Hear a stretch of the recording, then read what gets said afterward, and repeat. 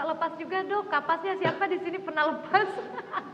Ada sih alergi debu itu nggak bisa sembuh, atau alergi apa gitu dok nggak bisa sembuh, alergi, jangan aja alergi nggak punya duit dok. Kalau alergi gak punya duit bisa sembuh ya? Bisa sembuh, karena kan kebanyakan anak-anak kecil itu dibilangin orang tuanya mimisan itu karena main panas, itu bener nggak sih dok, mitos atau fakta? Kalau itu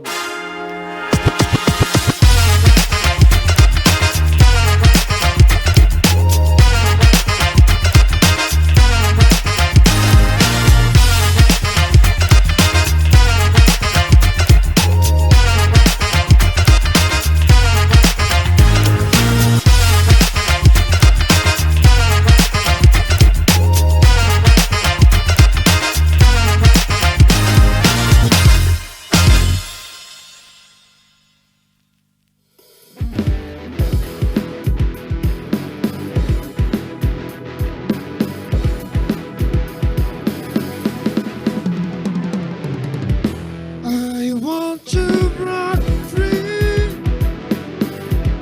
I want to rock free. I want to rock free from your lost your soul. Satisfied, I don't need you. I got to rock free. God knows I want to rock free. I'm falling in love. I'm falling in love for the first time. This time I know it's for real. I'm falling in love. God knows I'm falling in love.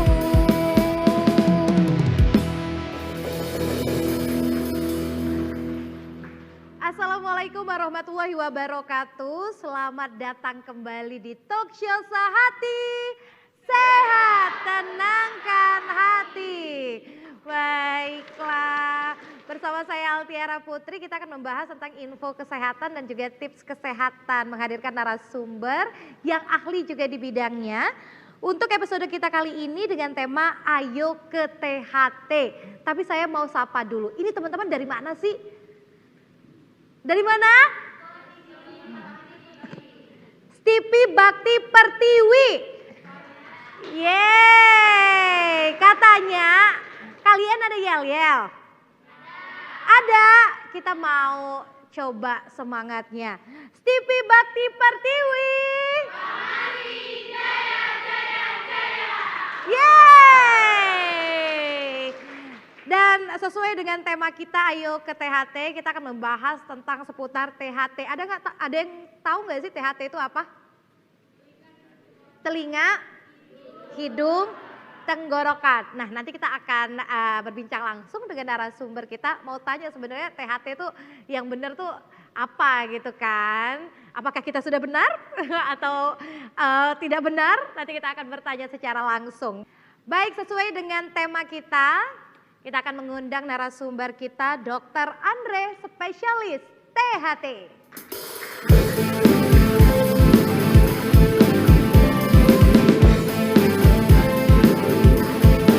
Dr. Andre,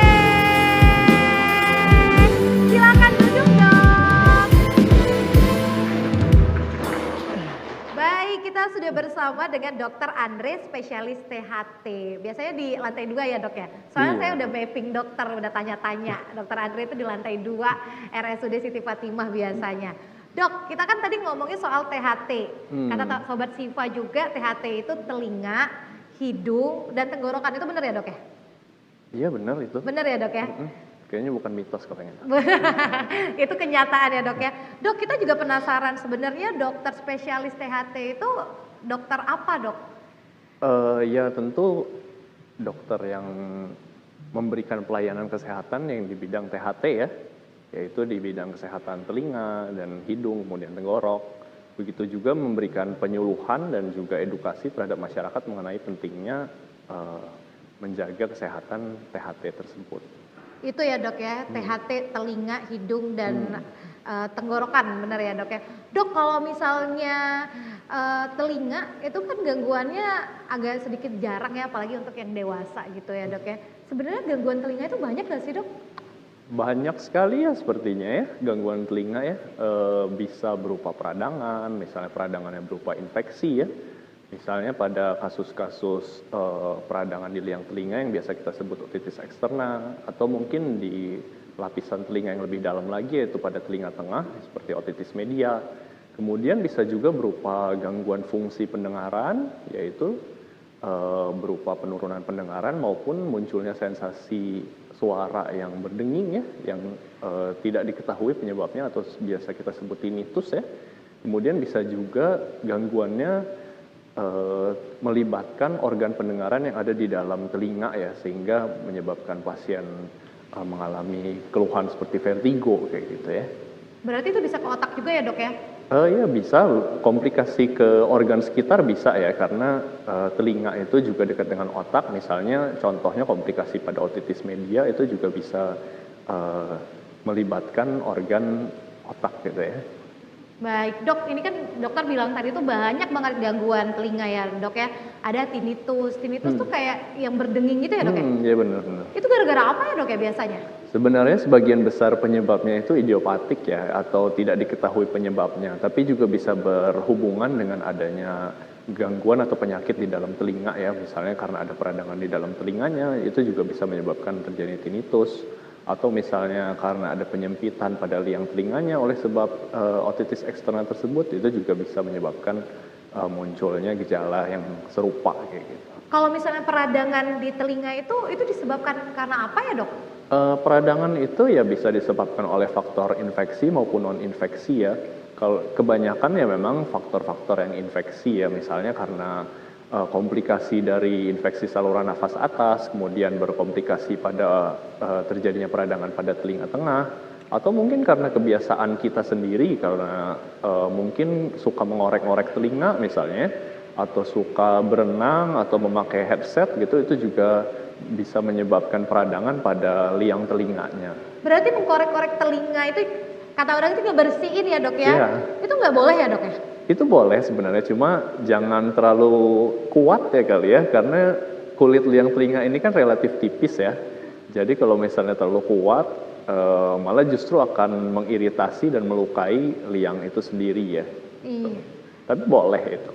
Boleh, tapi jangan jauh-jauh banget gitu ya dok ya kali ya dok juga ya? maksimal masuk cotton budnya mungkin 1 senti kali ya. 1 senti, dikit banget dok berarti ya dok? Karena kalau terlalu dalam kita takutnya akan mencederai gendang telinganya gitu. Kalau menggunakan headset itu kenapa ya dok kita nggak boleh terlalu sering?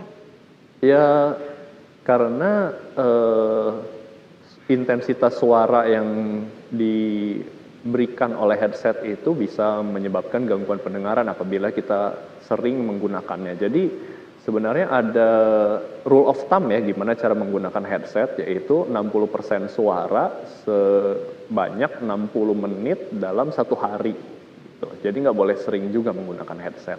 Nggak boleh sering ya dok ya? Ya. Dok ada yang bilang nih, kalau dulu tuh kita tuh sering banget dengarnya congean. Nah, itu tuh apa sih dok sebenarnya dok?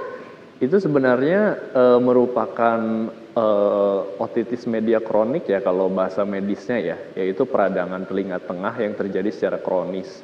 Tapi karena infeksinya terjadi terus-menerus ya atau berlanjut, maka cairan yang keluar dari telinga akan kontinual juga keluarnya. Itulah yang kita sebut dengan congean gitu. Congean itu ya dok, Iya, nggak enak congean. banget ya dok dengarnya ya dok ya? Sebenarnya Iya. itu otitis media ya dok ya? Iya, otitis media kronik gitu sebenarnya. Mitos atau fakta dok, kalau otitis media atau congean itu dok, yang mengalaminya itu biasanya anak-anak kecil. Dan kenapa ya dok ya, anak-anak kecil tuh lebih banyak gitu dok, yang menderita penyakit itu. Itu penyakit nggak sih dok, bisa dibilang? Ya itu jelas penyakit ya, karena itu bukan hal yang normal terjadi pada telinga. Dan kalau misalnya kita sebutkan hanya sebagian besar pada anak-anak, ternyata nggak tepat juga ya, karena bisa terkena pada semua umur gitu ya. Semua umur ya dok ya sebenarnya ya dok ya. Mungkin karena anak-anak itu sering mandi gitu kali ya dok ya? Mandi yang masuk air, bener nggak sih dok? Sebenarnya kalau misalnya terjadi otitis media bukan karena ada air yang masuk ke dalam telinga ya, tapi biasanya diawali dengan infeksi saluran pernafasan atas gitu, misalnya karena batuk pilek, kemudian tidak diobati dengan baik, sehingga dia berkomplikasi pada terjadinya otitis media. Pada tahap awal terjadinya hanya otitis media akut ya, tapi kalaupun tidak diobati juga dengan segera dan juga dengan baik, peradangan ini akan berlanjut dan menjadi otitis media kronik dan tidak menutup kemungkinan terjadinya congean tersebut. Itu ya dok ya. Itu air yang keluar itu karena apa ya dok ya? Nanah ya dok ya itu ya? Ya itu sebenarnya produksi nanah ya akibat infeksi di dalam telinganya tersebut. Oh berarti gendang telinga kita pecah dong dok? Iya, jadi pada kasus-kasus otitis media kronik dijumpai gambaran gendang telinga yang bolong gitu ya. Tapi bisa fase tenang atau tidak mengeluarkan cairan, dan pada kasus congean itu merupakan fase aktif di mana keluar nanah atau cairan dari telinganya. Kalau gendang telinga kita pecah gitu ya dok ya, itu disebabkan karena apa ya dok? Ya mungkin bisa karena kebiasaan ya, ke mengorek telinga yang Mengorek terlalu sampai dalam ujung gitu gitu ya, ya. Dok, ya? Iya, akhirnya terjadi trauma pada gendang telinga. Kemudian bisa juga karena komplikasi dari ISPA ya atau infeksi saluran pernafasan atas yang tidak diobati dengan baik. Jadi misalnya pada beberapa kasus anak misalnya ada yang mengalami batuk pilek tapi kemudian ibunya membawa ke dokter karena dok ini telinga anak saya kok suka dipegang-pegang ya sama dia ngerasanya sakit gitu. Dan ada riwayat batuk pilek, ternyata waktu kita cek, oh ternyata ada otitis media gitu di dalam telinganya. Bener nggak dok kalau misalnya gendang telinga itu bisa pecah gara-gara kita tuh menghembuskan flu gitu dok, shh, gitu nah gitu dok, bener nggak sih dok? Bisa saja ya kalau menghembuskannya terlalu kuat gitu ya. Kalau batuk? Batuk biasanya nggak sampai menyebabkan kerusakan gendang telinga ya. Tapi kalau menghembus ingus terlalu kuat gitu bisa saja itu ya. bisa ya dok ya, karena kan hidung kan dekat banget ya dok ya sama saluran telinga ya dok ya. Nah kalau misalnya gendang telinganya nih dok nggak menyatu lagi, nggak sembuh, itu bisa ya dok ya, nggak sembuh lagi gitu? Bisa kalau misalnya dia perforasinya atau bolongnya terlampau besar, dia tidak akan menyatu kembali gitu. Oh jadi operasi gitu dok? Ya bisa dengan jalan operasi untuk menutupnya atau mungkin dengan menjaga telinga itu tetap kering juga nggak masalah gitu. Itu aman. Pendengaran bisa berkurang nggak ya dok ya? Tentu saja pendengaran bisa berkurang ya. Namanya gendang telinga itu merupakan satu komponen penghantar suara ya. Kalau misalnya gendang telinganya rusak, jelas terdapat gangguan pendengaran juga. Walaupun pada sebagian orang tidak disadari gitu ya. Mungkin kecil kali ya dok ya, biasanya tuh dengernya tuh jernih banget, jadi kayak berkurang gitu ya dok ya. Dok ini kenapa ya orang tua sering banget nih kita dengar pendengarannya itu berkurang. Tapi nanti ya dok ya, dijawabnya ya dok ya. Kita akan lanjut lagi, tetap di Talk Show Sehati. Yeay. Hati sehat tenangkan hati. Kembali lagi di Talk Show Sehati. Sehat tenangkan hati. Sehat itu emang tenangkan hati banget ya dok ya? Oh iya jelas. Jelas dong, dan kita harus perhatiin banget nih tentang telinga juga, hidung, dan juga pastinya tenggorokan. Nah dok, ini kita lanjut lagi pertanyaannya. Bener gak sih dok, orang tua itu lama-kelamaan, misalnya umurnya juga bertambah gitu ya dok ya, berkurang juga pendengarannya, itu karena apa ya dok? Iya itu sebenarnya karena faktor usia ya, jadi semakin meningkatnya usia, organ-organ di dalam tubuh kita fungsinya akan semakin menurun ya, termasuk juga fungsi pendengaran ya. Jadi kalau terjadi gangguan pendengaran pada orang tua atau biasa kita sebut presbiakusis gitu, itu bisa terjadi gitu. Itu bisa terjadi ya dok ya, karena usia juga. Iya. Dok tadi lupa, kalau misalnya kayak dokter bilang tadi otitis media gitu ya dok ya, yang mengeluarkan cairan dan lain-lain, itu pengobatannya gimana ya dok ya? Ya, pengobatannya bisa diberikan obat-obat secara simptomatis ya, misalnya terdapat keluhan-keluhan penyerta lain, misalnya terdapat nyeri atau terdapat demam gitu. Tapi yang paling penting adalah pemberian antibiotik ya. Antibiotiknya bisa antibiotik sistemik atau yang dimakan atau bisa berupa antibiotik topikal atau yang diteteskan ke dalam telinga gitu ya. Oh, yang diteteskan di dalam telinga itu ya, Dok Iya ya? betul. Dok, kalau misalnya telinga kita masuk air terus sering gitu, Dok, itu bisa berdampak untuk kesehatan telinga nggak sih, Dok? Bisa pada atlet-atlet renang biasanya terjadi yang namanya otitis eksterna ya, yaitu peradangan pada liang telinga ya. Karena kita tidak benar-benar mengetahui secara pasti ya, apakah air yang masuk ke dalam liang telinga kita ini bersih atau enggak gitu ya. Berarti bisa ke gangguan kesehatan telinga juga ya, Dok ya? Ya, jadi saya sarankan kalau misalnya mereka yang punya hobi berenang gitu ya, lebih baik berenangnya dengan menggunakan earplug gitu ya, agar air kolam renangnya tidak masuk ke dalam liang telinganya. Yang penutup itu ya, Dok ya? Iya betul. Dok, kalau misalnya kita mandi nih, masuk air ke telinga, sering nggak sih Sobat Siva?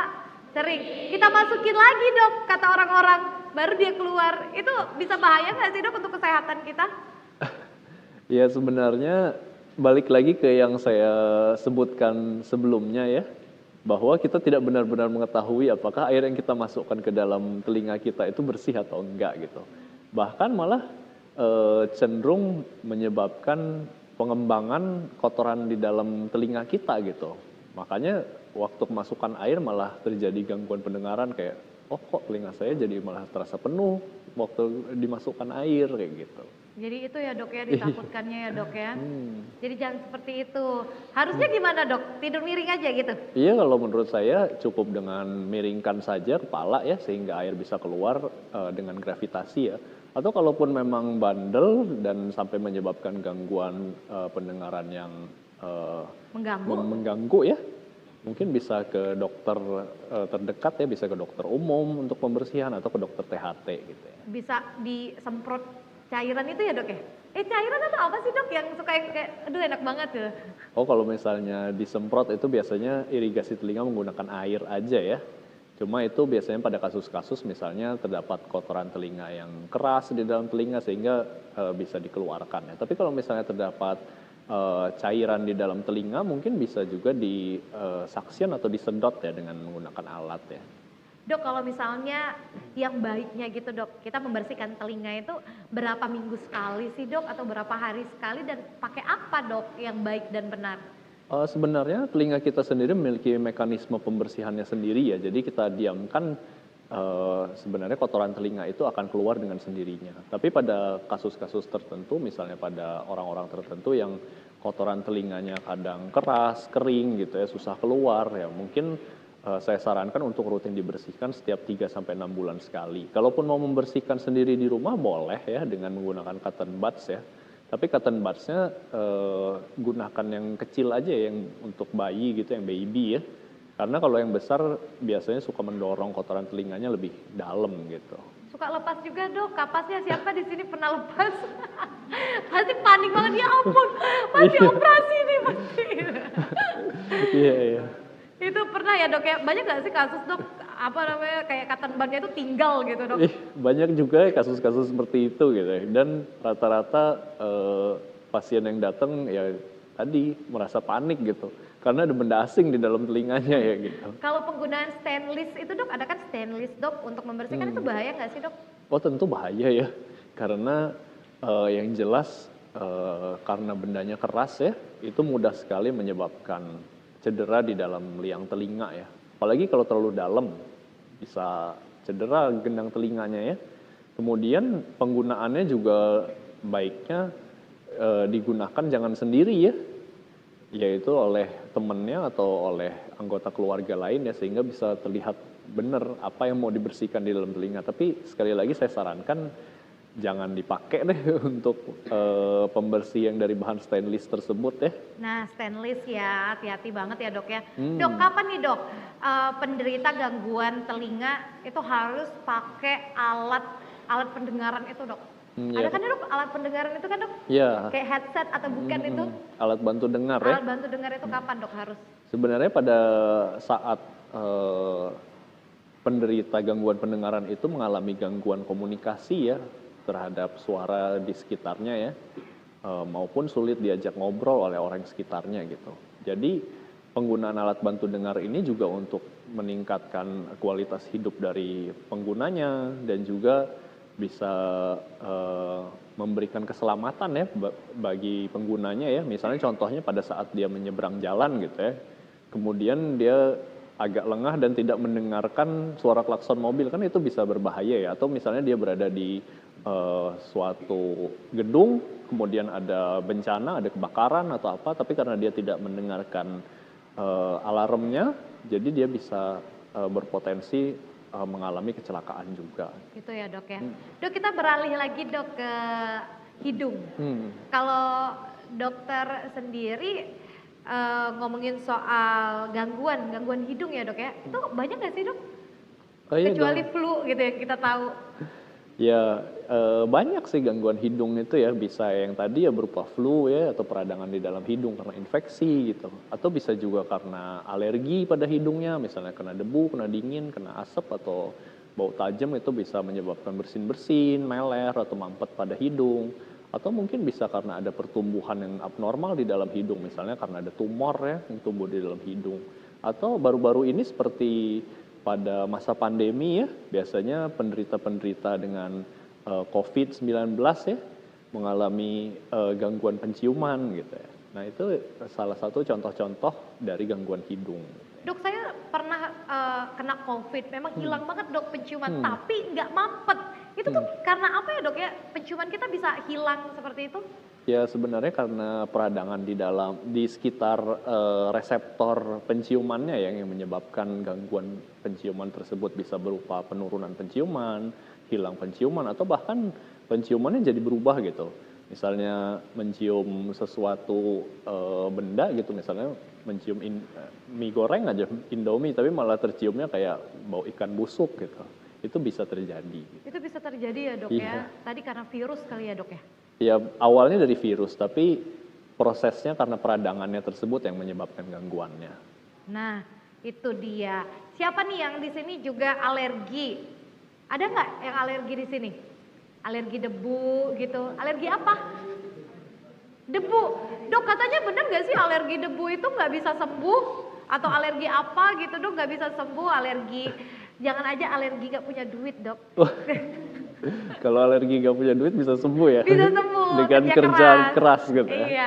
Dokter, bener gak sih kalau alergi itu gak bisa sembuh? Alergi misalnya kayak kedinginan, debu. Kenapa ya dok gak bisa sembuh tuh kenapa gitu? Karena aku juga alergi. Iya bener itu, alergi itu gak bisa sembuh ya. Karena memang dari genetiknya sudah terkonsep seperti itu gitu. Yang bisa kita lakukan adalah dengan menghindari pencetusnya, dengan menghindari alergen. Sehingga tidak muncul gejala-gejala yang dapat membuat kualitas hidup kita menjadi menurun gitu ya. Dan juga kalau memang diperlukan ya kita menggunakan obat-obatan yang bisa mengontrol dari gejala alergi kita sendiri. Biasanya ada ya dok ya obat-obatnya ya dok?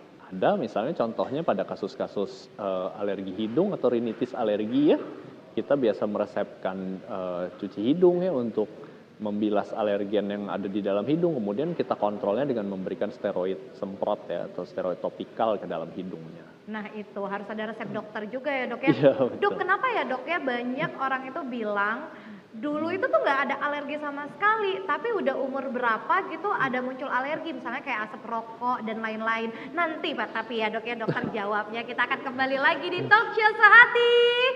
Sehat, tenangkan hati. Sehati, sehati, sehat tenangkan hati. Sehati, sehati, sehat tenangkan hati. Kembali lagi di Talk Show Sehati. Sehat, tenangkan hati. Baik, masih bersama dengan Dr. Andre, spesialis THT. Dok, tadi pertanyaan yang terakhir tentang alergi itu ya dok ya. Ada yang tanya juga, kenapa ya dok umuran misal 17 tahun baru ada alerginya, misal asap rokok gitu dok. Sebelumnya tuh nggak ada, itu karena apa ya dok? Sebenarnya dari genetiknya dia sudah ada ya alerginya ya. Cuma memang alergi itu nggak serta-merta sekali paparan langsung muncul. Butuh beberapa kali paparan alergen baru akhirnya gejala tersebut muncul. Jadi pada kasus-kasus yang tadi disebutkan ya, kenapa pada remaja kok baru muncul ya alerginya ya? Itu bisa saja terjadi yang seperti itu gitu ya. Karena Berarti memang paparannya, ada gennya dok ya? iya gennya sudah ada, kemudian paparannya sudah berlangsung setiap saat. Nah, kebetulan munculnya pada saat usianya remaja gitu. Iya, berarti nggak bisa jadi anak dugem dong. Baik, dok kita langsung ke pertanyaan dari Sobat Siva. Silakan Sobat Siva yang ingin bertanya. Saya mau berdiri dulu, mau mencari Sobat Siva yang ingin bertanya. Silakan tunjuk tangan. Iya, silakan. Namanya siapa? Perkenalkan, nama saya Wanda Ardila dari STV Bakti Pertiwi, Prodi D3 Farmasi. Ya, silakan. Mau bertanya dok, apakah benar bahwa terlalu banyak mengonsumsi obat-obatan itu dapat mengurangi pendengaran? Mitos atau fakta? Mitos atau fakta dok? Mengkonsumsi obat-obatan. Fakta. Fakta, kenapa ya dok ya? Karena ada beberapa obat yang memang efek sampingnya ke fungsi pendengaran gitu ya. Misalnya contohnya obat TB gitu ya. Jadi pasien yang rutin mengkonsumsi obat TB karena menderita tuberkulosis ya, pada beberapa saat bahkan mengeluhkan adanya gangguan pendengaran, kemudian munculnya tinnitus, sehingga kita rutin untuk memeriksakan pasien tersebut mengenai fungsi pendengarannya gitu. Itu obat TB aja ya biasanya Itu dok? contohnya, Atau ada salah obat satu lain? contoh. Obat lain pun ada gitu ya. Jadi pada saat kita mengkonsumsi obat, jangan lupa untuk berkonsultasi juga dengan dokter ya. Apakah obat yang kita konsumsi ini sudah tepat dan sudah sesuai dengan indikasi gitu. Baiknya seperti itu.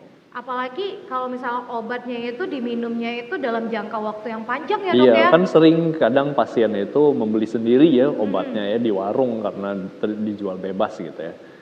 Nah, itu hal yang sebenarnya kurang tepat ya, karena baiknya konsultasi juga dengan ahli kesehatan apakah sudah tepat indikasi mengkonsumsi obat tersebut. Nah itu dia, jadi nggak boleh ya kalau misalnya nggak ada resep dokter untuk penggunaan obat ya dok ya dalam jangka waktu yang panjang.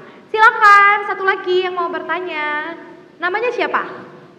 Perkenalkan, nama saya Ilona Putri Stefani dari Sekolah Tinggi Ilmu Farmasi Bakti Pertiwi. Silakan. Saya mau bertanya, untuk pengobatan sinusitis itu ada nggak cara lain selain operasi dok? Iya, Makasih, terima kasih. Sinusitis itu apa dok sebelum kita lanjut ke operasi?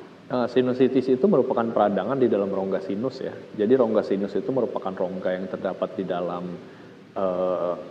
bukan di dalam ya, di sekitar hidung kita Di gitu sini ya. ya, Dok, Ada ya? yang di pipi, kemudian ada yang di dahi, kemudian ada yang di sekitar mata gitu ya.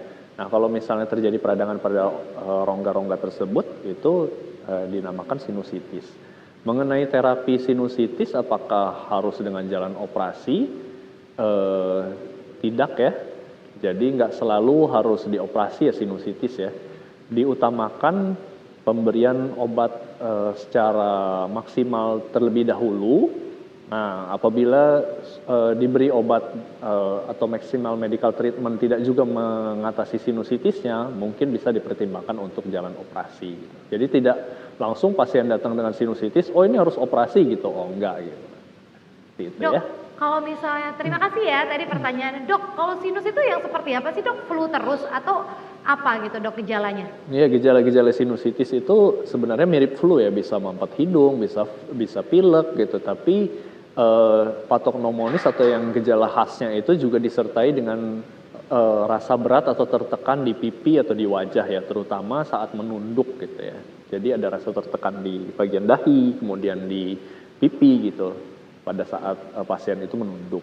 Menunduk ya dok ya? Ya. Gini ya dok, jadi mau ini apa namanya, tahu itu sinusitis atau enggak tuh Iya. nunduk ya dok ya kalau misalnya lagi flu. Ya, itu dari gejala yang dirasakan pasien ya.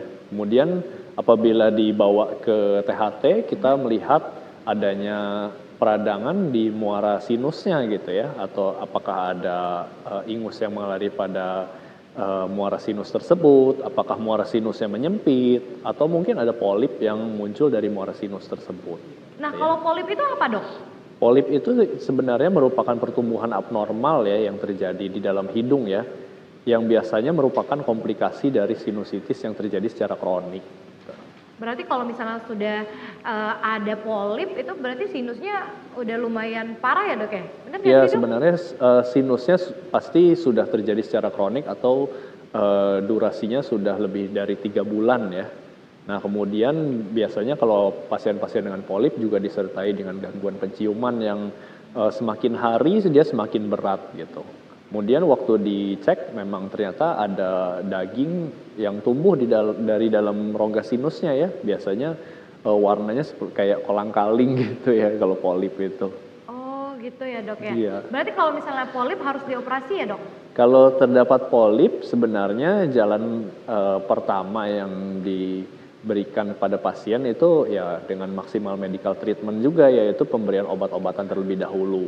Dan bila dengan pemberian obat-obatan itu polipnya tidak juga mengecil atau menghilang, nah baru kita sarankan pasien untuk dioperasi. Nah itu dia, jadi yang paling penting tuh konsul dulu ya dok ya Iya. sama spesialis THT-nya. Dokter, ini juga banyak nih pertanyaan, mimisan itu kenapa ya dok ya hidung kita itu mengeluarkan darah? Darahnya tuh dari mana dok? Ya darahnya pasti dari pembuluh darah hidung yang pecah ya. Mimisan itu sebenarnya penyebabnya macam-macam ya. Bisa karena trauma paling sering ya, misalnya karena terbentur hidungnya atau dipukul gitu hidungnya, atau mungkin bisa karena trauma karena mengorek-orek hidung yang terlalu bernafsu kali ya. Kemudian bisa juga mimisan terjadi menyertai infeksi saluran pernafasan akut yang terjadi pada hidung ya. Karena peradangan di dalam hidung menyebabkan vaskularisasi atau pembuluh darah hidung menjadi rapuh dan rentan untuk terjadi cedera dan akhirnya terjadi mimisan tersebut atau epistaksis ya kalau bahasa medisnya gitu. Karena kan kebanyakan anak-anak kecil itu dibilangin orang tuanya mimisan itu karena main panas, itu benar nggak sih dok? Mitos atau fakta? Kalau itu mitos ya jelas Mitos ya dok ya? Iya. Bukan karena itu ya dok? Bukan. Dok, terus juga mimisan nih sering banget nih orang tua zaman dulu kasih sereh. Itu benar nggak sih dok? Serai di hidung gitu Iya, serai di maksudnya hidung gitu. disumpel gitu Iya ya. disumpel. Ya sebenarnya tidak disarankan ya untuk misalnya mimisan kemudian disumpel dengan serai gitu ya. Karena kita tidak tahu ya serai itu sendiri dia bersih atau enggak gitu ya. Jangan-jangan nanti waktu disumpel ke dalam hidung itu justru malah mengantarkan kuman yang menempel di serai itu masuk ke dalam tubuh kita dari pembuluh darah yang rusak gitu ya, yaitu dari pembuluh darah hidung yang berdarah gitu ya.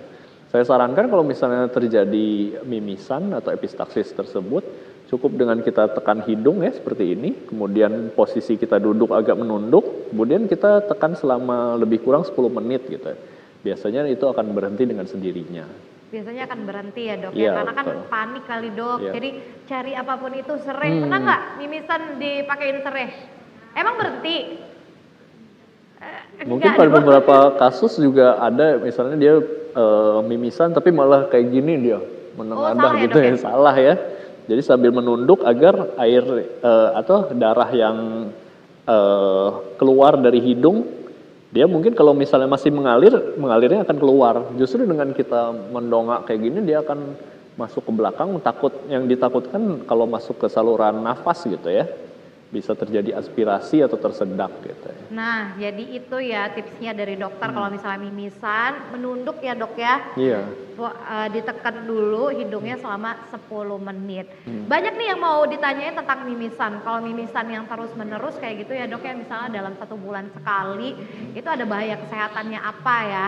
Nanti kita akan tanyakan secara langsung bersama dengan Dokter Andre. Jadi jangan kemana-mana, tetap di Talk Show Sehati. Sehat, tenangkan hati. Hati, sehati, sehat tenangkan hati. Sehati, sehati, sehat tenangkan hati. Kembali lagi di Talk Show Sehati. Sehat, tenangkan hati. Baik, Dokter Andre, tadi kita pembicaraan yang terakhir ya dok ya tentang mimisan yang sering. Itu karena apa ya dok ya biasanya? Mimisan yang sering ya macam-macam ya penyebabnya ya. Mungkin karena adanya gangguan pembekuan darah pada pasiennya, atau mungkin bisa terjadi karena adanya pertumbuhan abnormal di dalam hidung, misalnya karena ada tumor, ada kanker di dalam hidung ya, yang menyebabkan mudah terjadinya perdarahan dan akhirnya pada pasien tersebut terjadi epistaksis yang berulang-ulang. Baik, biasanya itu langsung diperiksain aja ya dok ya ke Oh iya dokter ya jelas. dok ya. Penyebabnya Kalau misalnya apa kayaknya gitu. udah sering banget nih gitu. Hmm. Dok, kita ke tenggorokan dok kali ini. Karena kan Hmm. THT telinga, hidung, tenggorokan. Biasanya nih dok ya kalau di tenggorokan gangguan kesehatan apa sih dok yang sering terjadi?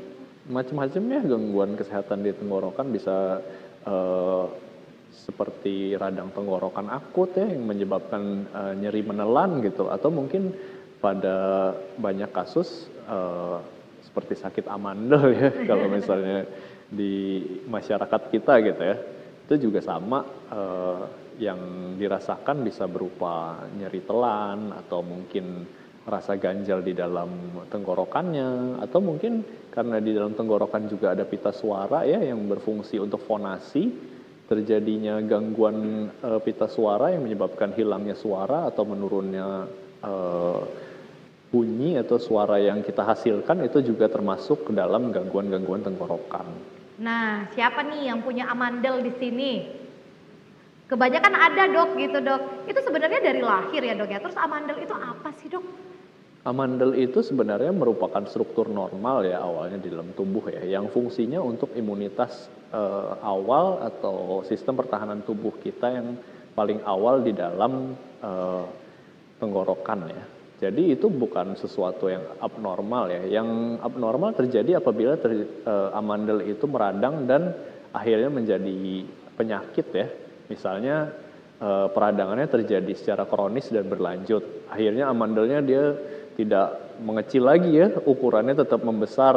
Nah itu biasanya mudah menyebabkan radang tenggorokan yang berulang-ulang, kemudian bau mulut yang menetap misalnya ya, atau mungkin pada beberapa kasus bisa menyebabkan gangguan tidur ya atau obstructive sleep apnea ya. Gitu. Oh itu ya dok ya. Ya. Berarti memang kita itu ada amandel dan ditakutkan jangan sampai ngebesar gitu. Katanya dok, amandel besar karena minum es terus. Bener atau salah dok? Sebenarnya itu mitos ya. Itu mitos ya dok? Sebenarnya Iya. gara-gara apa sih dok kita tuh ngebesar amandelnya? Ya biasanya karena infeksi, pertamanya pada awalnya terjadi infeksi ya di dalam tenggorokannya ya, amandelnya kemudian membesar. Kemudian peradangan atau infeksinya tidak diobati dengan baik ya, sehingga peradangannya akan terus berlanjut dan akhirnya ukuran amandelnya akan membesar dan menetap seperti itulah. Baik, kalau misalnya amandelnya besar nih dok ya, sering terjadi peradangan yang dokter bilang tadi, harus operasi ya dok? Kalau misalnya masuk ke dalam indikasi operasi, jelas kita sarankan pasien untuk operasi. Tapi tidak semua pasien yang memiliki amandel yang besar kita sarankan untuk operasi gitu ya. Mungkin bisa kita edukasi untuk menjaga kebersihan bagian orofaring, tenggorokan, termasuk amandelnya ya, itu dengan rajin berkumur ya, berkumur sambil menengadah kayak gitu ya. Kemudian juga dengan banyak minum gitu ya. Dok, bener gak sih katanya kalau misalnya amandel kita itu ngebesar, ya kan kanan dan kiri gitu ya dok ya? Ngebesar, kalau besar banget kita tuh nggak bisa nelen, bener gak dok? Bisa, ada pasien-pasien yang bahkan mengeluhkan rasa mengganjal, kemudian sulit menelan, bahkan ada yang sampai sesak nafas gitu ya, karena amandelnya membesar. Iya, mungkin kan lagi flu juga, terus amandelan, jadi sulit untuk bernafas ya dok Iya. ya. Dari mulut pun tidak bisa membantu sebenarnya. Baiklah, jadi kalau misalnya ada amandel, itu langsung konsultasiin aja ya dok ya ke spesialis THT. Apalagi kalau yang bagusnya. sampai menyebabkan sulit bernafas itu ya itu termasuk salah satu indikasi untuk kita operasi ya gitu. Oh itu, dok kalau gendongan itu termasuk di dalam tenggorokan nggak dok? Spesialis THT nggak? Ya Penanggulangannya. sebenarnya kalau gondongan itu bisa ditangani juga oleh spesialis THT ya, tapi terjadinya ya pada bagian luarnya ya atau kelenjarnya ya yang menyebabkan terjadinya penyakit gondongan tersebut gitu ya. Jadi bukan di dalam tenggorokannya gitu. Oh gitu. Dokter ini kita lanjut lagi dok ke amandel karena ada juga pertanyaan nih dok. Dokter ini mitos atau fakta kalau misalnya kita habis operasi gitu disuruh makan es krim. Kenapa dok kalau misalnya itu fakta? Memang beberapa dokter THT menyarankan apabila setelah operasi amandel pasien disarankan untuk mengkonsumsi es krim gitu ya. Ya pertama karena luka operasi di dalam tenggoroknya belum sembuh secara sempurna ya. Jadi suhu dingin es krim itu justru membantu untuk mencegah terjadinya perdarahan pasca operasi gitu. Dan lagi nutrisi yang terkandung di dalam es krim, susunya itu juga bisa meningkatkan imunitas gitu ya pada pasien yang menjalani operasi amandel. Berarti itu fakta ya dok ya? Iya. Kalau misalnya habis operasi amandel, kita tuh disuruh, direkomendasiin banyak makan es krim. Iya, tapi kecuali kalau misalnya pasien yang bersangkutan makan es krim malah batuk-batuk, ya jangan sampai gitu Jangan ya, Dok, Kita ya. tidak sarankan ya. Dihentikan Iya, karena lagi dihentikan. batuk. Jadi es krimnya boleh untuk yang nunggu pasien aja. Dok, emang bener ya kalau misalnya kita batuk itu makan es krim, batuk kita tuh lebih parah lagi ya? Iya, karena mukosa tenggorokan kita itu seperti teriritasi gitu ya, tersensitisasi ya, sehingga refleks batuk itu akan kemudian muncul gitu. Nah, sebelum kita lanjut lagi nih dok ke pembahasan kita tentang tenggorokan. Ini kan sekarang lagi musim pancaroba, banyak banget nggak yang sakit flu, batuk. Gara-gara musim pancaroba ini kita flu batuk itu mitos atau fakta dok? Atau memang gara-gara imun tubuh kita? Sebenarnya kalau dikaitkan dengan perubahan musim itu mitos ya, tapi gitu. lebih ke arah karena imunitas tubuh kita sedang menurun gitu ya, apa karena adanya peningkatan dari pekerjaan kita gitu, beban kerja kita, dan kita juga jadi kurang istirahat gitu. Kemudian bisa juga kebersihan makanan yang kita makan juga tidak kita ketahui. Misalnya kita lagi lapar nih, kita langsung makan tapi kita lupa nih cuci tangan gitu. Nah, kemudian akan terjadi infeksi saluran pernafasan atas gitu. Nah itu berarti mitos ya dok ya, musim pancaroba ya musim aja, itu karena kita itu imun tubuhnya lagi berkurang gitu, lagi lemah. Dokter ini juga banyak nih pertanyaan, dok ada kasus hilangnya suara, itu apa ya dok yang terjadi di tenggorokan kita? Ya berarti ada gangguan pada pita suaranya ya, bisa gangguan vibrasi dari pita suaranya, misalnya karena ada peradangan dari sekitar pita suara atau kita sebut dengan laringitis gitu ya, atau mungkin karena pasien-pasien tersebut memiliki kebiasaan penggunaan suara yang berlebihan ya, sehingga pita suara itu menjadi cepat lelah atau bisa tumbuh ya tumor jinak di pita suara ya, nodul pita suara gitu ya pada pasien-pasien yang sehari-hari kerjanya menggunakan suara gitu ya. Saya dok, kita juga ya, tim band kita tuh menggunakan suara dok, kami itu adalah buruh suara. Jadi harus dijaga banget ya dok ya, untuk kesehatan yang ada di tenggorokan kita. Dokter ada nggak sih dok yang terakhir, sebenarnya masih banyak sih mau ngobrol sama dokter Andre, tapi waktu kita udah di penghujung dok. Ada nggak dok tips dan trik dari dokter, mulai dari makanan mungkin dok, untuk kesehatan telinga, hidung dan juga tenggorokan kita? Yang pasti jaga makanan kita, kebersihan dari makanan kita ya. Yang sebelum kita mengkonsumsi makanan ya baiknya kita mencuci tangan kita. Kemudian makanan yang kita makan juga harus sesuai dengan kaidah 4 sehat 5 sempurna ya, seperti yang kita diajarkan oleh guru sekolah kita waktu kita masih kecil dulu ya. Kemudian yang pasti konsumsi makanan juga harus dilakukan secara rutin ya, jangan nanti makannya cuma pagi atau malam aja, siangnya nggak makan gitu karena tuntutan pekerjaan yang berlebih gitu ya. Baik, terima kasih Dokter Andre, spesialis THT di RSUD Siti Fatimah Az-Zahra, Sumatera Selatan. Boleh kita berdiri dok? Untuk mengucapkan terima kasih juga kepada Sobat Siva yang nonton, ini dari TV Bakti Pertiwi. Terima kasih sekali lagi untuk pemirsa juga yang sudah menonton talk show Sehati hari ini dengan tema Ayo ke THT. Saya Altiara Putri pamit undur diri. Terima kasih Dokter Andre. Sampai bertemu lagi di episode berikutnya. Wassalamualaikum warahmatullahi wabarakatuh. Ada yang lagi